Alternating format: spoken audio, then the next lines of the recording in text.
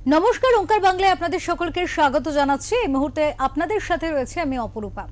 চোখ রাখবো আজকের অত্যন্ত গুরুত্বপূর্ণ কিছু বিষয়ের উপরে। মাত্র 4 সপ্তাহ ক্ষমতায় এসে এই অল্প সময়ের মধ্যে বড় সড়ো আশার আলো দেখা যাচ্ছে বাংলায় রেল নেটওয়ার্কে। অথচ বিগত সরকারের আমলে রাজ্যে রেল সম্প্রসারণ এবং আধুনিকীকরণের কাজ সেভাবে এগোতে পারেনি। নানা বিষয়ে বাধা, কেন্দ্র রাজ্য সংঘাতের খেসারত দিয়েছে বাংলার মানুষ। বঞ্চিত হয়েছে প্রাপ্য থেকে, সুবিধা থেকে, এমনকি রেলে কর্মসংস্থানের সুযোগ থেকে। কোথায় ছিল সেসব বাধা, আর কি কারণে বছরের পর বছর ধরে চলছিল রেল প্রকল্প নিয়ে কেন্দ্র রাজ্য সংঘাত? আমরা আসবো এই নিয়ে আলোচনায়। তার আগে দেখে নেব একটি প্রতিবেদন। রাজ্যে রাজনীতির পালাবদল হতে শুরু হলো বহু চর্চিত ডাবল ইঞ্জিনের কাজ। অন্তত নবান্ন ও রেল ভবনের অধুনা মেলবন্ধনে এমনটাই মনে করছে ওয়াকিবহল মহল।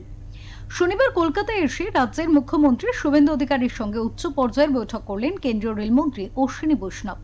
আর সেই বৈঠকের পরে যৌথ সাংবাদিক বৈঠক থেকে বাংলার জন্য একগুচ্ছ মেগা রেল প্রকল্পের ঘোষণা করলেন তারা, যার মধ্যে সবচেয়ে বড় চমক শিলিগুড়ি থেকে দিল্লি বুলেট ট্রেন। সূত্রের খবর, রাজ্যের একাধিক থমকে থাকা রেল প্রকল্প দ্রুত শেষ করা এবং নতুন কাজের রূপরেখা নিয়ে আলোচনা হয়েছে দুই নেতার মধ্যে। In coming 4 to 5 years, these trains will be inducted and Kolkata Metro will get a totally new generation of trains. As the work gets completed on Chindigata area, other sections, lot of improvement will happen in the mobility in Kolkata. Kolkata शहर के अंदर mobility को improve करने के लिए बहुत सारे प्रयास चल रहे हैं, जैसा चिगड़ीघाटा और बाकी सब जगह जैसे जैसे प्रोजेक्ट्स आगे बढ़ते जाएंगे कोलकाता शहर के अंदर मोबिलिटी बहुत बढ़ेगी। 60 नए जनरेशन की ट्रेन्स कोलकाता मेट्रो के लिए प्लानिंग कर रहे हैं, जो आगामी 4 से 5 वर्षों में कोलकाता मेट्रो में इंडक्ट हो जाएगी, जिससे कोलकाता मेट्रो के पैसेंजर्स को, कोलकाता शहर के निवासियों को एक नए तरह की सर्विस मिलेगी। আমাদের 1 লক্ষ কোটি টাকারও বেশি ইনভেস্টমেন্ট করার সুযোগ রেলওয়ে বোর্ডের, রেলওয়ে মিনিস্ট্রির এখানে পশ্চিমবঙ্গে আছে। আপনারা শুনলে খুশি হবেন, পশ্চিমবঙ্গের মানুষ যেহেতু বিভিন্ন চ্যানেলে শুনছেন, তারা লাইভ দেখছেন, আমি তাদেরকে এই অল্প সময়ের ডবল ইঞ্জিনের সরকার অলরেডি এফওবি এবং আন্ডারপাসের জন্য আমরা 40টার বেশি এনওসি রেলওয়ে দপ্তরকে দিয়ে দিয়েছি। মুখ্যমন্ত্রী সুরে সুর মিলিয়ে পূর্ববর্তী সরকারকে নিশানা করেন রেলমন্ত্রী অশ্বিনী বৈষ্ণব। তবে রাজ্য রাজনীতির সমীকরণ বদলেছে, কাজের ব্যাপারে আর কোনো সমস্যা হবে না বলে জানিয়েছেন রেলমন্ত্রী। এর জন্য বাংলার মানুষকে ধন্যবাদ জানিয়েছেন তিনি। রেলমন্ত্রী স্পষ্ট জানিয়েছেন, বাংলার রেলের উন্নয়নের জন্য টাকা রেডি আছে। শনিবারের বৈঠক শেষে বাংলার রেল যোগাযোগ ব্যবস্থাকে আমূল বদলে দেওয়ার একগুচ্ছ খতিয়ানও তুলে ধরেন রেলমন্ত্রী। এর মধ্যে রয়েছে শিলিগুড়ি দিল্লি বুলেট ট্রেন, যা মাত্র 6 ঘন্টায় গন্তব্যে পৌঁছে দেবে যাত্রীদের। এর পাশাপাশি রয়েছে কলকাতা মেট্রো রূপান্তর। আগামী 5 বছরের মধ্যে কলকাতা মেট্রো পেতে চলেছে 7টি নতুন আধুনিক ট্রেন বা রেক। অন্যদিকে ডানকুনি সুরাট পণ্যবাহী করিডোরের কথাও জানিয়েছেন রেলমন্ত্রী। রেলমন্ত্রী আরো বলেন, আধুনিকীকরণের অঙ্গ হিসেবে পশ্চিমবঙ্গে মোট 102টি অমৃত ভারত স্টেশন তৈরি করা হবে। একই সঙ্গে যানজট ও দুর্ঘটনা এড়াতে রাজ্য জুড়ে 538টি নতুন ফ্লাইওভার এবং আন্ডারপাস তৈরি করবে রেল। ব্যুরো রিপোর্ট, ওঙ্কার বাংলা। কি কারণে বছরের পর বছর ধরে চলেছিল এই রেল প্রকল্প এবং কেন্দ্র রাজ্য সংঘাত? আমরা এই বিষয়ে আলোচনায় আসব। আমাদের সঙ্গে রয়েছেন ওঙ্কার বাংলার এডিটর ইন চিফ বিপ্লব দাস। আমরা দাদার কাছে আসব এবং এই বিষয়ের সর্বপ্রথম যে প্রশ্নটা রাখবো, 1 লক্ষ কোটি টাকার এই মুহূর্তে প্রকল্পের একেবারে বলা যায় দরজা খুলে গেল উন্নতির। এক্ষেত্রে মাত্র 4 সপ্তাহের একটি সরকারের পক্ষে যেটা সম্ভব হলো, সেটা বিগত 15 বছর ক্ষমতায় থাকা সরকারের শাসনকালে কেন হলো না? এই বিষয়ে কি বলা যায়?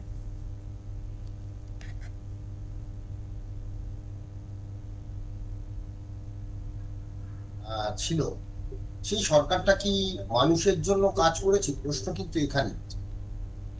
গত যদি 11ই মে থেকে এই সরকার কাজ করতে শুরু করেছে। 9 মে শপথ নিয়েছিল, 11ই মে সরকার কাজ করতে শুরু করেছে। আর আজকে আমরা দাঁড়িয়ে 6 জুন, অর্থাৎ পুরো 1 মাস হয়নি। তো এই 1 মাসের মধ্যে 1 লক্ষ কোটি টাকা পশ্চিমবঙ্গের জন্য যে রেল প্রজেক্ট, অর্থাৎ কলকাতা তো বটেই, শহরতলি তো বটেই, সারা পশ্চিমবঙ্গকে রেলের মাধ্যমে মুড়ে দেওয়ার যে পরিকল্পনা কেন্দ্রের, সেই কেন্দ্রের পরিকল্পনা আজ বাস্তবায়িত হলো। হুম। সত্যি মানে মানুষ যে এই যে ভরসা রেখেছে নরেন্দ্র মোদীর উপরে, যেটা বলেছিলেন যে ভরসা রাখার কথা নরেন্দ্র মোদী বারবার বলেছিলেন, সেই ভরসা রাখার প্রতিদান হয়তো কেন্দ্রীয় সরকার দিল। সত্যি এটা কিন্তু মানে আমি বলবো দল মত নির্বিশেষে পশ্চিমবঙ্গের জন্য একটা বড় পাওনা। যদি এ রাজ্যের রেল প্রজেক্টের কথা বলা হয় তাহলে কিন্তু সব থেকে রেলের বেশি কাজ এবং কর্মসংস্থান যদি কেউ করে থাকেন তিনি হচ্ছেন প্রয়াত বরকত গনি খান চৌধুরী। আমরা খুবই ছোট থাকতে তার নাম শুনেছি, কিন্তু তিনি এই বাংলার জন্য যে যে প্রজেক্টগুলো করেছেন তা অস্বীকার করা নেই। এবং শুধু প্রজেক্ট বললেও ভুল হবে, যে কি বলে কর্মসংস্থান তিনি এই বাংলার ছেলে মেয়েদের জন্য করেছেন সেটা কিন্তু অভাবনীয়। একদম। মালদা আজকেও একমাত্র ভোট হয় এই গনি খান চৌধুরীর নামে, কারণ 3 প্রজন্ম আজ গনি খান চৌধুরীকে হয়তো দেখেনি পরবর্তী আরো 1-2 প্রজন্ম, কিন্তু আজও ওই বরকত গনি খান চৌধুরী, তারা বরকতদা বলে ডাকেন, মালদাহের মানুষ কিন্তু আজও গনি খানকে ভুলতে পারেন না। এই একটাই কারণে তিনি কিন্তু দল মত নির্বিশেষে কাজ করেছিলেন বাংলার মানুষের জন্য। তেমনি অস্বীকার করা যাবে না যে মুখ্যমন্ত্রী, প্রাক্তন মুখ্যমন্ত্রী মমতা বন্দ্যোপাধ্যায় যখন এই রাজ্যের মানে যখন বিরোধী নেত্রী ছিলেন এবং তিনি কেন্দ্রে যখন রেলমন্ত্রী হয়েছেন, তিনি বেশ কিছু প্রকল্প কিন্তু এই রাজ্যের জন্য করেছিলেন। কিন্তু সেই প্রকল্পগুলো তিনি যখন ক্ষমতায় এলেন বাস্তবায়নের জন্য কেন্দ্রের সঙ্গে কিন্তু তিনি যে সহযোগিতা করার প্রয়োজন ছিল সেটা করেননি, এবং সেটার পেছনে একমাত্র কারণ ছিল রাজনীতি। তিনি রাজনীতির চোখে সবকিছু দেখেছেন, উন্নয়ন করেছেন রাজনীতি থেকে, উন্নয়ন আটকেছেন রাজনীতি। আর সেই জন্য কিন্তু আজকে 15 বছর পরে তার যে দল তৃণমূল কংগ্রেস আজকে এই অবস্থা। তিনি যে যে প্রজেক্ট গুলো করেছিলেন মানে ঘোষণা করেছিলেন, সেটা নন্দীগ্রাম হতে পারে রেলপথে জোড়ার কথা, সেটা তারকেশ্বর থেকে হুগলির বিভিন্ন প্রান্ত জোড়ার কথা হতে পারে, দক্ষিণ 24 পরগনার বেশ কিছু জায়গার কথা তিনি তার প্রজেক্টে ছিল। এবং সব থেকে বড় হচ্ছে যে এই যে কলকাতার মেট্রো প্রজেক্ট কানেক্ট, তিনি যেভাবে দিনের পর দিন এই মেট্রো প্রজেক্টকে তিনি আটকে রেখেছেন, সামান্য ওই একটা রাজনীতি। যে কাজটা 2 দিনের জন্য যদি রাস্তাটা বন্ধ করা যেত তাহলে কিন্তু সেই কাজটা আজ থেকে হয়তো 1 বছর আগে হতো। এটা নিয়ে কোর্টে মামলা পর্যন্ত হয়েছে। একেবারে এই প্রসঙ্গে তো আমরা দাদা এই চিংড়িঘাটের প্রসঙ্গে আসতেই পারি যে বছরের পর বছর ধরে সামান্য একটি অংশের জন্য আটকে ছিল এই কাজ, নিউ গড়িয়া এয়ারপোর্টের মেট্রো রেলের সংযোগ, অথচ মাত্র 2টো ছুটির দিনেই কিন্তু এই কাজ শেষ করা গেল।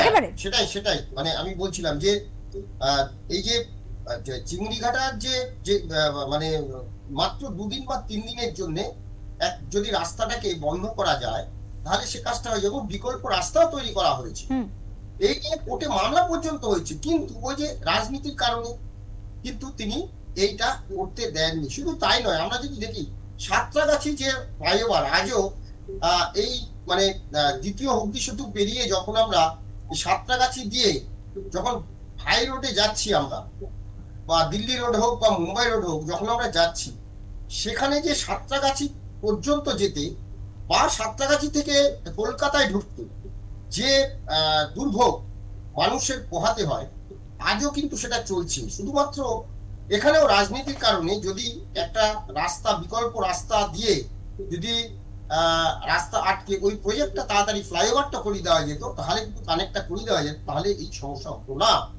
তো আজকে নতুন সরকার আসার পর 1 মাসের মধ্যে এয়ারপোর্টের যে সমস্যাটা ছিল মেট্রো সেটা মিটলো, চিংড়িঘাটার সমস্যা মিটলো। তাহলে এই যে সমস্ত প্রজেক্টগুলো বিভিন্ন জায়গায় যে রেল যে একটা প্রজেক্ট করবে তার জন্য তো জমি দিতে হবে, জমিটা কে অধিগ্রহণ করবে? সেটা তো রাজ্য সরকারকে অধিগ্রহণ করে দিতে হবে। দিনের পর দিন জমি দেয়নি, আমরা দেখেছি যে সীমান্তে জমি দেয়নি, তো মানে কাঁটা তারে বেড়া দেওয়ার জন্য। তো এই জায়গাটা থেকে যে এই যে মানে আজকে যে 1,00,000 কোটি টাকা যে রাজ্যে রেল বিনিয়োগ করছে এবং এতগুলো প্রজেক্ট, এটা কল্পনা মানে আশাতীত। আমার মনে হয় যে নরেন্দ্র মোদী সরকার বাংলার মানুষকে যে উপহারটা আজকে দিলেন, মানে এই যে তার উপর ভরসা রাখার জন্য এই উপহারটা আজকে দিলেন, অপরূপা। দাদা এই ক্ষেত্রে যে প্রকল্প 1,00,000 কোটি টাকার প্রকল্প, রেল প্রকল্প, এতে রাজ্যের উন্নয়নের দিক থেকে দেখতে গেলে কি কি সুবিধা আমরা পেতে পারি বা রাজ্য পেতে চলেছে? একদম একদম, আমি যদি বলি 10টা প্রজেক্ট যেটা আমাদের কাছে রয়েছে। প্রথম হচ্ছে যে 1,00,000 কোটি টাকা বিনিয়োগ হচ্ছে। সেখানে যে রেল প্রকল্পগুলো গতি স্লথ ছিল এবং অধিকাংশ প্রজেক্ট জমি জটে আটকে ছিল, এবার সেই বাধা কিন্তু পুরোপুরি দূর হচ্ছে। এর রাজ্যে 102 স্টেশন, যেগুলো হচ্ছে অমৃত ভারত স্টেশন নাম দেওয়া হয়েছে, এবং এগুলো কিন্তু একদম আধুনিক স্টেশন তৈরি হবে, যেখানে ওয়াইফাই ব্যবস্থা থেকে শুরু করে প্রযুক্তিগত দিক থেকে এবং মানুষের যে জিনিসগুলো দরকার আর কি, হ্যাঁ, সেই সমস্ত রকম অত্যাধুনিক ব্যবস্থা কিন্তু এই স্টেশনগুলোতে থাকবে। এবং এ রাজ্যে যে যত রেলপথ আছে, বেশিরভাগ ক্ষেত্রে যানজট হয় এই ফ্লাইওভার না থাকার কারণে বা আন্ডারপাস না থাকার কারণে। এরকম 538টি শহরতলি এবং মফস্বলে রেল গেট পড়ে থাকার ফলে যানজট তৈরি হয়। সেরকম 538টি ফ্লাইওভার ও আন্ডারপাস তৈরি করার জন্য কিন্তু আজকে ছাড়পত্র দেওয়া হলো, এবং রেলও কিন্তু এবারে তাদের কাজ শুরু করে দিচ্ছে। কিন্তু তাই নয়, আমরা যদি দেখি 2009 সাল থেকে 2013 সাল ইউপি সরকার ছিল, আর 2014 থেকে 2026 চলছে মোদী সরকার। তাহলে ইউপিএ সরকার এবং মোদী সরকারের সঙ্গে যদি তুলনা করা যায়, তাহলে ইউপিএ জমানায় রেলমন্ত্রী মমতা বন্দ্যোপাধ্যায় ছিলেন। এই বাংলার জন্য রেল খাতে ইউপিএ জমানা পাওয়া গেছিল 4,380 কোটি টাকা। আর সেখানে নরেন্দ্র মোদী 2014 থেকে 2026 ক্ষমতায় থেকে শুধুমাত্র, আমি পুরনো সমস্ত কিছু বাদ দিলাম, 14 থেকে অর্থাৎ 13 বছর বাদ দিলাম, 14 বছর ক্ষমতা, 12 বছর ক্ষমতায়। তো সেইখানে আমরা যদি দেখি যে শুধু 2026 আর 27 আর্থিক বর্ষে বাংলা রেল প্রজেক্টের জন্য রেকর্ড টাকা বরাদ্দ করলো 14,025 কোটি টাকা। 14,025 কোটি টাকা শুধু বরাদ্দ করেছে। অর্থাৎ যদি দেখি 2009 থেকে 2013 পর্যন্ত 4,380 কোটি টাকা, 4 বছর। আর এখানে শুধুমাত্র 2026-27 আর্থিক বছরেই 14,025 কোটি টাকা। অর্থাৎ যদি দেখি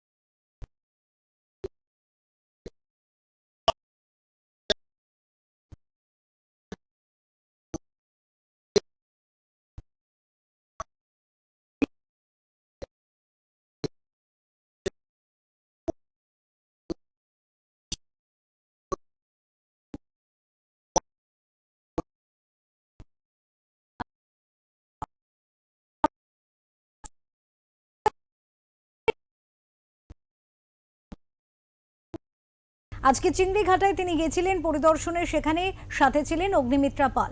তারপরে তারা সেখানে